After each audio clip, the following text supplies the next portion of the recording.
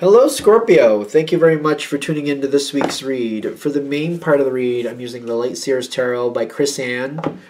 There's a website for Chris Ann. It's back here in the back of her book, chris-ann.com. It's down here somewhere. Feel free to freeze frame if you'd like to. Supportive Oracle cards. Wisdom of the Hidden Realms Oracle cards by Colette Baron Reed. Website for her. It's in the back here. ColetteBaronReed.com, I believe, is right there.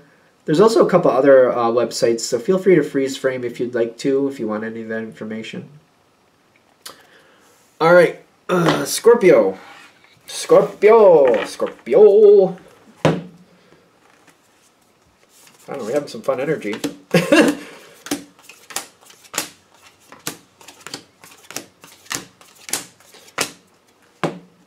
Okay, what do we...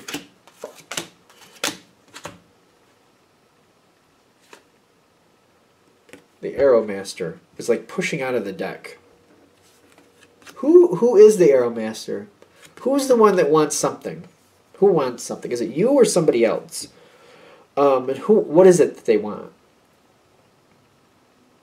It's kind of... it feels like it's an overall card. You might be figuring out that somebody's kind of working between the lines here. Somebody's working between the lines. What do we mean by that? Are they sneaking or are they like stealing? Or is it a bit of both? It's kind of a little bit sneaky. I don't know if it's really anything like really bad, but it's kind of like they're just quietly getting done what they want while other people are like not paying attention. And while they're doing that, it's making the situation easier for them. They seem to be like quickly finding an opportunity and just maybe exploiting that a little bit. I don't see it as really bad, but they move forward quickly and they just kind of like, oh, I see my opportunity. Let me just do this. I'll just shut my mouth about it and I'll just get it done. I don't really think it's bad. I know that's a perception thing. You may feel differently. But once they've done it, that's the thing. that's what it is. They're ahead of the game. Somebody's ahead of the game. I don't think it's you. I mean, not that you can't be. You could be. But this, whatever we're talking about, somebody else is ahead of the game. They kind of just they saw an opportunity. They kind of exploited that. I don't think it was that bad though. And then they're just kind of shutting their mouth about it. The thing is, as things keep moving forward, they're like, uh-oh, people are going to figure out that I had that opportunity and I took that opportunity and I didn't say anything. And there's a couple other people that are probably going to get a little bit bent out of shape about that. Okay. Now, you have an opportunity to keep this from being a problem because it's kind of like they're looking at this like, I kind of worked between the lines here. I got ahead of the situation. I got ahead of the game. No, I didn't say anything to anybody, but sooner or later people are going to figure it out. And then, uh-oh, now, then what am I going to do? You seem to have this ability to either protect this person or just sit back and watch it play out. And I don't think you want to sit back and watch it play out. But on the other hand, like if I protect them, and then, you know, things get found out, then I'm part of this too. But it's like, it's not really that bad. I keep getting like, it's not really that bad, but it's like, do I really want to deal with that? If people figure out what happened, do I really want to deal with that? It's almost like, you know, somebody like had an opportunity to like update their resume and learn a couple more things. And it was done through the business, but it helped the business, but other people didn't know that that was also a possibility they could do, and if they did, they'd have done it too. But if they did know that, they might have been in line for it before this person, so they would have bumped this person out of line, so they didn't say anything, so they could get it done. So they didn't say anything. I hope I didn't make that too complicated. It's kind of like they would have only gotten it if they kept their mouth shut, basically. They feel like that anyway, that they only would have gotten it if they kept their mouth shut, so they did. And you got the Gaia with the Judgment.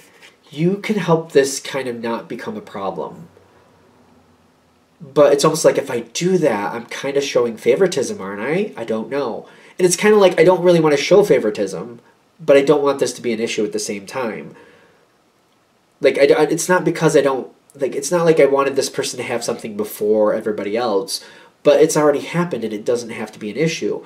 But if somebody finds out, if people find out that I kind of smooth this over so it's not an issue, then I'm going to be accused of like, oh, well, that person, you apparently really like that one.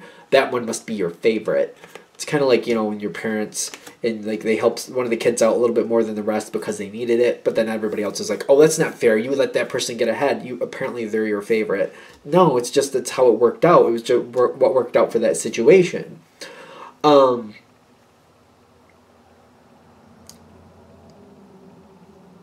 It's better for you to help.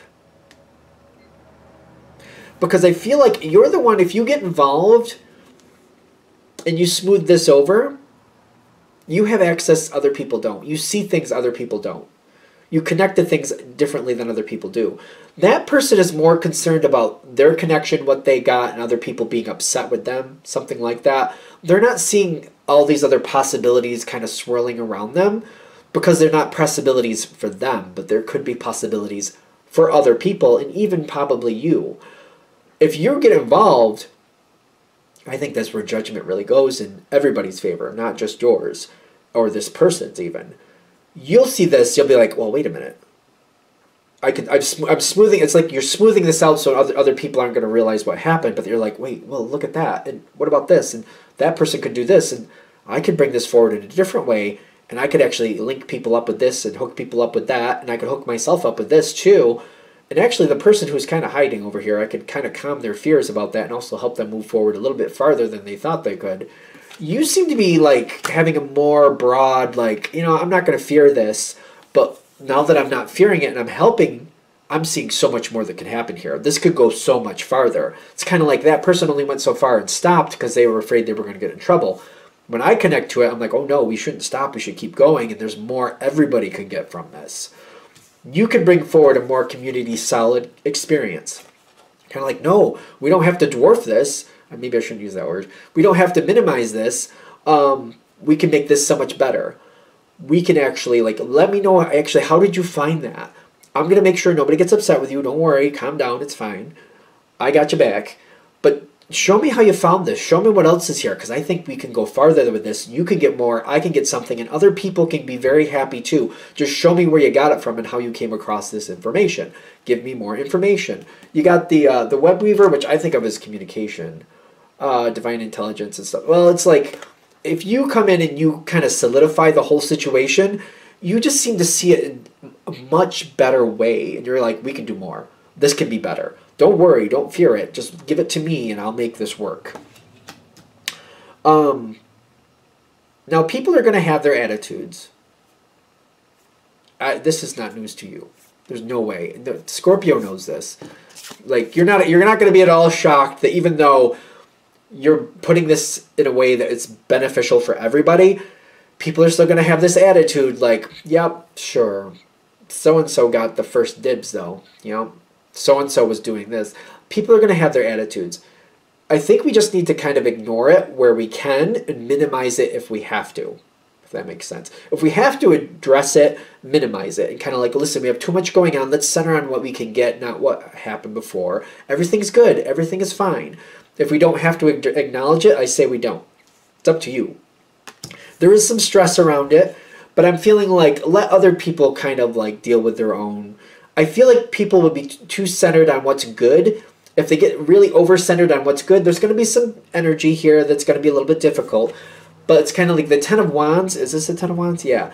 If you center on the success and keep going for what's good, you're going to be aware of what's not right, but it will kind of fade away.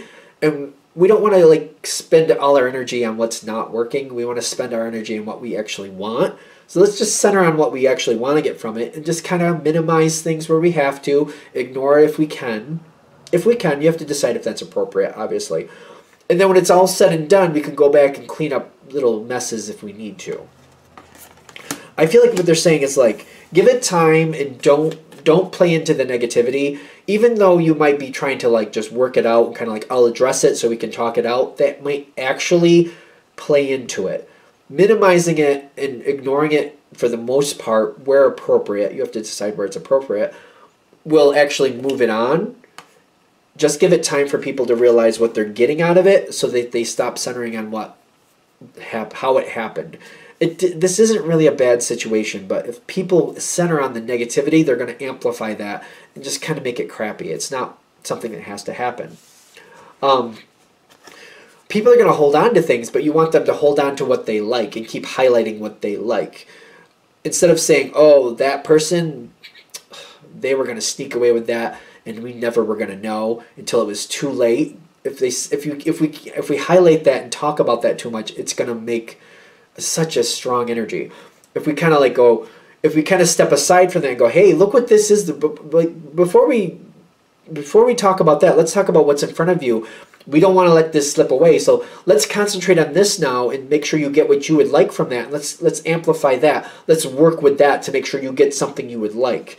And then later, if we have to, kind of like, you know what? I dealt with that. That person got some advantages. They didn't say anything. They were nervous. People were going to be upset with them. I helped them work through it. We don't have to worry about that now. I'm working with them.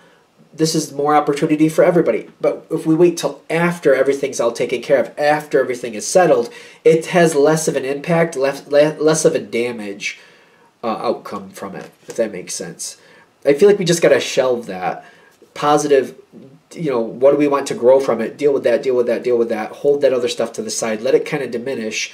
Because especially when it's all said and done and people got what they wanted, it's kind of like, it's after Christmas came, if you would, Christmas for some people, if that's what you do, or after like gift giving has happened, let's do that.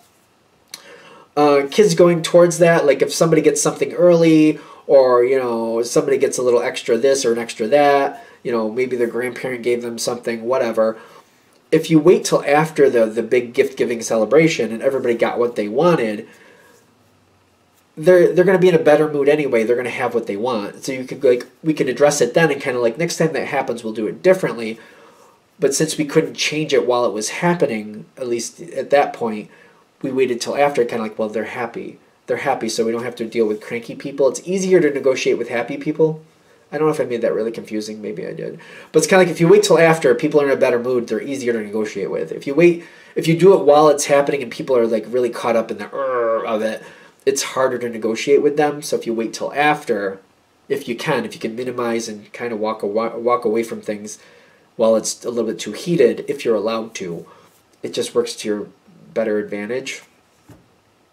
I feel like I'm screwing up how I'm saying that, but if I am, I am. I'm not going to try to do it again. Hopefully it made sense. I feel like for those of you it's supposed to make sense for, it will. If it seems really confusing, just walk on from it. Don't worry about it. Alright, well, thank you for watching. I hope that helps. If you'd like a direct reading from me, shoot me an email, jamesforastral@gmail.com. That's James the number 4, astral@gmail.com. If you're interested in the donation information, that's below with the same email. Thank you for watching, and have a great day.